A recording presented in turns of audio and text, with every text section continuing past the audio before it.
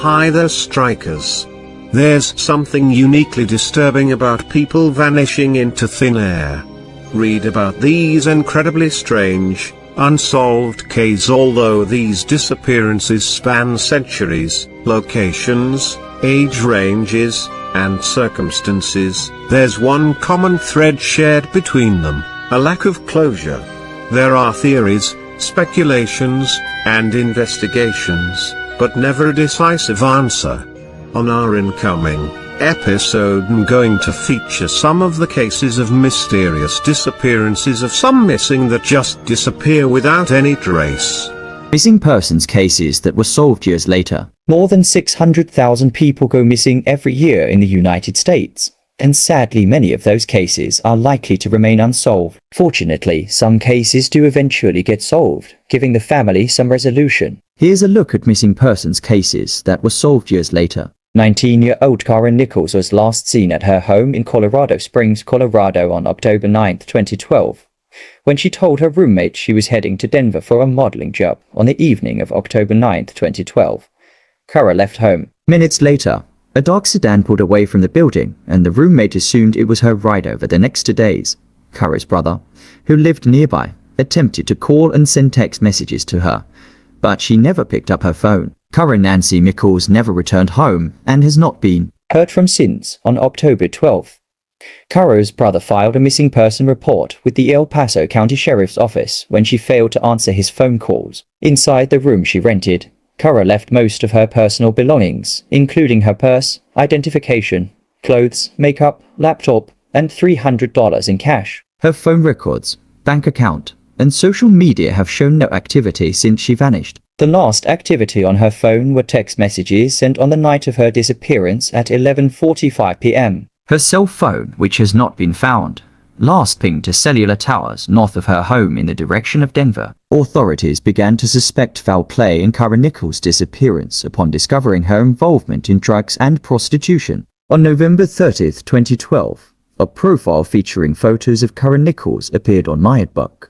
an online Las Vegas escort website. When police called the number on the advert, her family said the voice was not hers. Authorities eventually concluded that the photographs were taken from another source, and that Kara Nichols was not in Las Vegas. Escorts websites often use random pictures lifted from the internet to advertise online. In February 2022, authorities announced they found the remains of Kara Nichols, and the El Paso County Coroner's Office ruled that her death was from asphyxia due to strangulation. Kara's remains were found in the 9600 block of Burgess Road in the Black Forest area, and were tentatively identified as belonging to Nichols. Positive identification was made by the El Paso County Coroner's Office.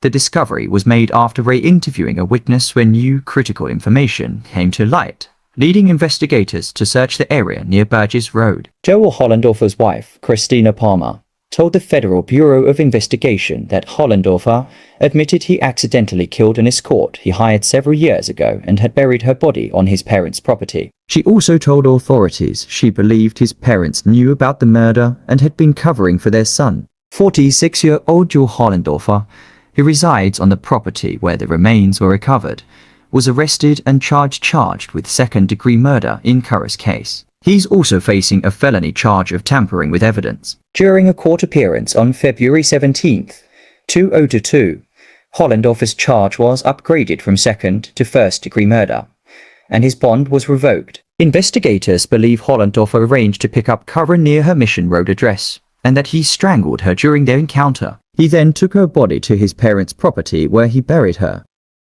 15-year-old Kara McGree was last seen in Ventura, California on December 13, 2007. She disappeared after leaving high school with an older man in his car. On the morning of December 13, 2007, Gray was dropped by her father and brother at Buena High School in Ventura. When her mother arrived at the school to pick her up at 3:00 p.m., Gray was nowhere to be found. School officials said she never went to class, and that her friends hadn't seen her. By 5:30 p.m., Gray's family reported her as a missing person to the Ventura Police Department. Investigators found out Tafoya had just been released from jail the night before Gray's disappearance. He had served 147 days of a 210-day sentence for an unlawful sex with a minor charge. Tafoya was put on probation for 3 years, with the condition that he wasn't to have any contact with Gray or any other minor without a responsible adult present.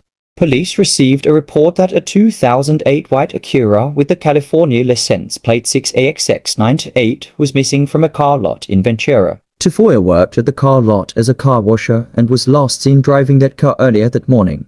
On the day of Kuoma Gray's disappearance, a security camera at Buena High School captured a vehicle matching the stolen vehicle's description pulling up at the school. The stolen car's license plate number was later screened passing the Mexican border at around 1:20 p.m. Investigators believe Tafoya took Kuoma Gray from her high school that morning, and the pair took off to Mexico in the stolen car. Police began investigating the case as a felony for child stealing, contributing to the delinquency of a minor, car theft, and unlawful flight to avoid prosecution. In 2010, a private investigator hired by the family found the stolen car parked in a compound with flat tires near Acapulco, Resort City in southern Mexico. He also discovered where the pair lived and apparently worked. Tafoya taught snorkeling and Gray worked as a waitress at a small vacation spot. On September 1, 2011, Gray's mother received a call from Tafoya asking her to come pick up Gray in Mexico. She asked for a location to no avail. On October 5, 2011, Gray and Tafoya returned from Mexico to California with as marshals. Gray reunited with her family at the Los Angeles International Airport. Tafoya was arrested and charged with felony child stealing and felony probation violation. On January 23, 2012, Andrew Joshua Tafoya was sentenced to 2 years in prison after pleading guilty to one felony count of concealing a child from her parents in November 2011. 43-year-old Rosemary Christensen was last seen in Tampa, Florida on August 26, 1999. Christensen met a client for a property showing at 5:00 p.m. She spoke to a SEO worker over the phone around 5:15 p.m. Temple said he saw her at home that evening, and that she left their condominium between 6:30 p.m. and 7:00 p.m. to go out with someone he did not know, and that she never came home. On August 27, 1999, Temple left with his girlfriend, Leslie Stewart, at 3:00 p.m. for Decatur, Illinois to visit family members. He tried to call Christensen but couldn't reach her. On August 30, 1999, Christensen's co-workers at the real estate office contacted the Pinellas County Sheriff Office when she failed to show up for work. Inside the couple's condominium, investigators discovered a freshly painted wall in the bedroom, a torn-up carpet, and bloodstains in an incense box. Her car was parked outside the condominium. Investigators learned that Christensen consulted an attorney about a divorce shortly before her disappearance. She was also communicating online with a man in South Carolina. On the morning after Christensen disappeared, authorities discovered through credit card statements that Temple and his girlfriend purchased $73.51 worth of cleaning products, painting supplies, large trash bags, and a storage container from a Walmart in Largo, Florida. In 1974, Robert Glenn Temple pleaded guilty to involuntary manslaughter related to the death of his then-girlfriend's infant son. The 18-month-old boy was discovered dead in the bathtub of a Californian hotel room, with wounds and bruises on his body. He served 5 years in prison. 47-year-old Temple told authorities that he last saw his wife at their condo on the night of her disappearance. He suggested that she might have disappeared with another man she met online and gone back to Australia. Temple has not been charged in connection with her disappearance and was not named a suspect. Soon after her disappearance, Temple left the state with his girlfriend and became uncooperative with investigators. They lived in a trailer pulled by a pickup truck and moved around the country, stopping in Illinois, Arizona, and California. Temple did not work and was receiving disability checks. Stewart worked intermittently as an apartment manager. In September 2008, Leslie Stewart contacted police in Silverton, Washington. She said that Temple allegedly threatened to kill her and her daughter with a knife if she didn't return from a family reunion. Stewart eventually confessed that she believes Temple killed Rosemary Christensen. In 1999, Stewart went to the condo he shared with his wife and discovered Christensen's deceased body in a pool of blood on the floor. Temple told her she accidentally died in a struggle after she tried to attack him with a knife. Stewart was then convinced to help clean up the crime scene and bury the body in a property owned by her father. On September 8, 2008, Stewart led authorities to Christensen's whereabouts. Her body was discovered inside a storage container, buried in a wooded area south of County Road 344, along the Suwannee River in Pinellas County, Florida.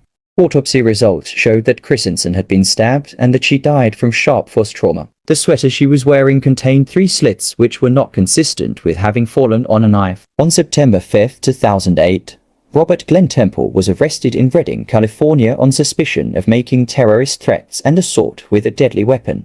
On September 10, 2008, Robert Glenn Temple was charged with first-degree murder in the death of his wife, Rosemary Ann Christensen. Stewart received immunity in exchange for her testimony against Temple. On July 30, 2011, Robert Glenn Temple was found guilty of first-degree murder in Rosemary Ann Christensen's death. He was sentenced to life in prison with no possibility of parole on December 11, 2018. Robert Glenn Temple died in prison. The cause of death was not listed,